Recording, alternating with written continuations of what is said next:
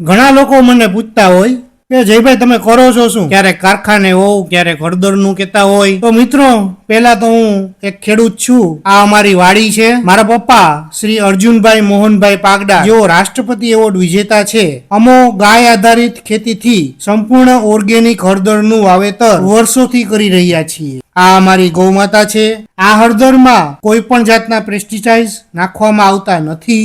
જીવામૃતથી બનેલ સંપૂર્ણ સાત્વિક અને પ્રાકૃતિક હળદર અમારે ત્યાંથી મળી રહેશે. હળદરમાં સેલમ હળદરની જાત મળશે.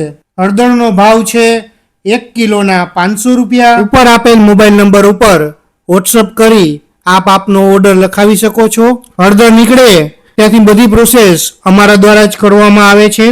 હળદરને બાફી ત્યારબાદ એનું પોલિશિંગ કરવું, હળદરને દરવી તેમજ પેકેજિંગ કરવું. હળદર ચોમાસામાં વવાઈ જાય અને શિયાળાના એન્ડમાં નીકળે. પછી આપણે હળદર બાફીએ, એને સુકવીએ, પછી એનું પોલિશિંગ કરીએ અને પછી હળદરને દરીએ અને એનું પેકેજિંગ કરીએ. આમાં આખા વર્ષની મહેનત માગી લઈએ અને હવે અમને અમારી મહેનતનું ફળ મળશે. હું બીજાની જાહેરાત તો કરતો પણ આજે તો મારી કપિલા હળદરની જાહેરાત મારે પોતે જ મારા વિડીયોમાં કરવાની છે. હળદરના ફાયદા તો શું કહું તમને, હું ટૂંકો પડું. આપણે જ્યારે નાના હતા અને ક્યારેક પડી ગયા હોય, લાગી ગયું હોય, તો મમ્મી બા સૌથી પહેલું કામ શું કરે કે જ્યાં લાગ્યું હોય ને ત્યાં હળદર ચોપડે પહેલા અને પછી દવાખાને લઈ જાય. શરદી ઉધરસ થઈ હોય ત્યારે હળદરના ગરમ પાણીના કોગળા કરાવે અને હળદર વાળું દૂધ પીવડાવે. એટલે આયુર્વેદિકની દ્રષ્ટિએ હળદર સૌથી મોટી ઔષધિ છે. રસોઈમાં હજી ચટણી હોય કે ના હોય ચાલે, પણ હળદર તો જોઈએ જ હો. જે હળદરનો ઉપયોગ દરેક જગ્યાએ થતો હોય તે તો શુદ્ધ અને સાત્વિક જ ખાવી જોઈએ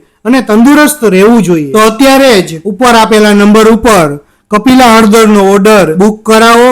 વહેલા તે પહેલાના ધોરણે હળદર આપવામાં આવશે.